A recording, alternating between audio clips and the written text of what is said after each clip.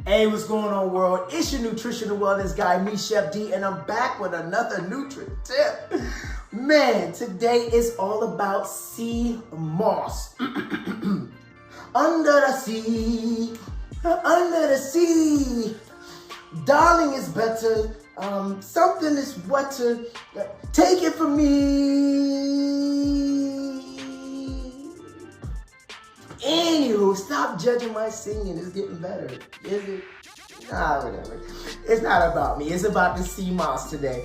Now, Seamoss comes in a variety of colors, also known as algae or seaweed. You have gold, purple, green, there's blue, there's red, and it's loaded with lots of nutrients. Like, that's for real, no cap. 92 of the 110 minerals that our bodies are made up of is contained in Seamoss. It can be eaten with a smoothie or in a gel. I'm gonna show you guys a video. We're gonna do my sweet potato in Seamoss gel. Really tasty because I don't know if you've had Seamoss by itself. It's an acquired taste. It tastes like the ocean. So you wanna mix things in here that's gonna make it more palatable, and I'll show you how to do that.